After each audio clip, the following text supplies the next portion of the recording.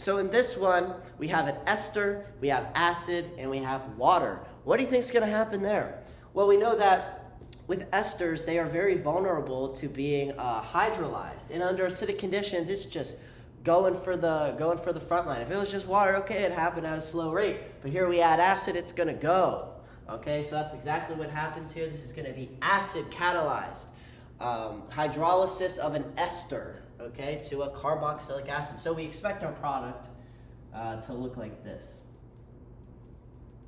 Carboxylic acid. Very simple. How does this mechanism go? Well, HCl will donate a proton to the water, and we're going to form hydronium. We're going to have a positive charge, and the carbonyl will simply pick up one of those hydrogens. We're going to form a protonated carbonyl. And now oxygen's angry. He's like, oh, hell no. Don't give me that positive charge. Give it to someone else. That's where water comes in. Water's an unsuspecting victim. Water's like, okay, I don't know what I'm doing. I'll attack you. Why not? Oh, shit. Now I have the positive charge. God damn it. So the OH kind of tricked the water into coming in by taking on its positive charge. And that's, what happens. Very sad, but 'tis life when you're just a simple little baby molecule. Okay, so now the water is going to commit friendly fire and give it to one of its friends, right?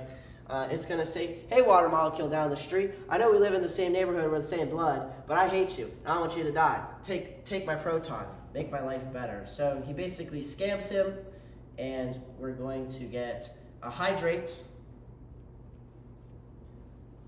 Okay, and that water now forms our hydronium. This is acid catalyzed. Okay, so the next step is we want this ethoxy group to leave. So we need to first protonate it, right? We can't just kick it off because a negative charge isn't really possible in an acidic solution, right? You can't really have those really strong nucleophiles exist because as soon as there's a negative charge, it's going to find a proton and take it and hold it close to itself. So we need to protonate it first to leave. And that's exactly what happens. We'll just say HCl, it picks it up from that.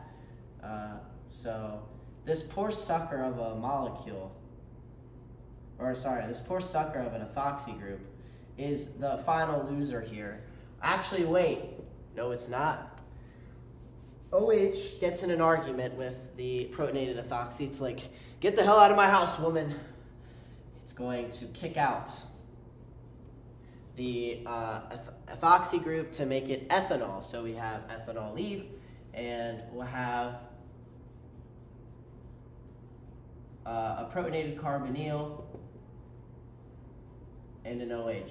So now the OH group, he was sad because he made his wife sad. He kicked his poor ethanol wife out. Ethanol's now on the streets all alone. He can't live with himself. He's very depressed. He's taking hardcore narcotics, methamphetamine. He actually kind of, methamphetamine actually pretty close to this poor molecule. I mean, if you think, or no, that's Sudafed.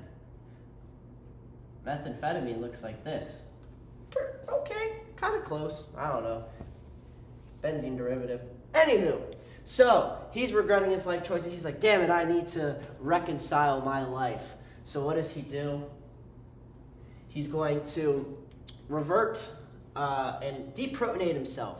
Really sober up, okay? So he's going to deprotonate that hydrogen that's leading him down, that hydrogen being his guilt. He's going to go to therapy sessions. Maybe he'll call his wife and say he's sorry, or his ex-wife.